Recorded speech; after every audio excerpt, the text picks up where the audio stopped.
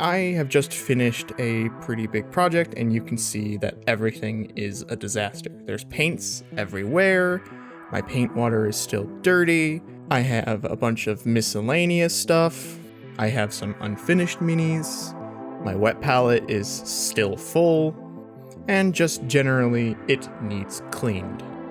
If you've ever dealt with any kind of mental issues, you've probably heard the saying, just make your bed, or just clean your room, or some variation of just do it. Well, today I want to put that advice into the hobby and say, just clean your desk.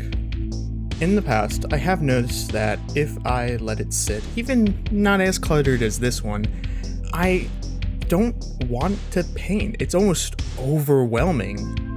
You're looking for paints, you can't find them, there's just too much clutter in the way. It's just another excuse to keep you from painting. Now, saying just clean your desk is a lot easier said than done. There are plenty of people who have a desk that is much messier than mine, and they don't even know where to begin. And that's understandable. In the beginning, it might just feel like you're moving stuff around, not really getting anything done. But what is cleaning other than just moving stuff around, really? As you devote time to cleaning, you'll start to realize, oh, this can go here, or this can go here. And you have to start making those decisions of, do I actually use this? Can it go in a drawer? Can it go in the garbage? If you have multiple projects on your desk, you need to put in the thought, what project do you want to work on? If none, put them into storage. Don't let them continue to clutter your desk, and just be a reminder that you're not doing what you want to be doing. You aren't finishing your stuff. Fast forward, and you'll probably start to feel pretty good. You have a clean workspace, your paints are in order. You might find that you almost hit a roadblock because you've moved everything where it needs to go. You are still unhappy with how cluttered the desk is, but you don't know where to continue. And this is probably the hardest part of the process besides, well, starting. You gotta really decide. Do you need that second cup?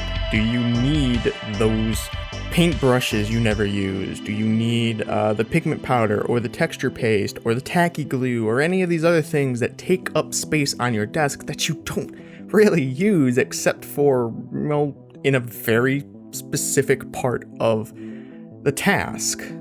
There are some things, obviously, that once they're put away, you forget about them. So, keep that in mind. Try and think about things that you can't forget, like the texture paste or like the tacky glue. Those are things that you don't need them at all the times, but when you do need them, you know you need them.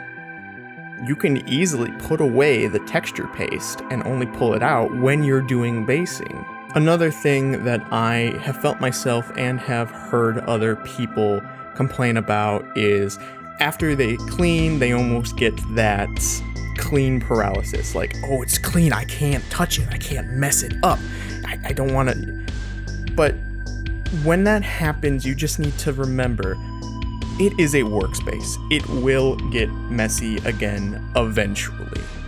And eventually you'll have to clean it again. But hopefully, now that you've put in the work to clean it up to a really nice standard, when it does get messy again, it's not nearly as bad. And from there, you just need to straighten up your paints, maybe put away a couple models, maybe put away, a tool here or there, and it's back to the way it was. And just like that, we have a clean desk for future projects. Another short video, and the footage was a little bit jumbled admittedly, but I felt that this topic was something that doesn't really get talked about.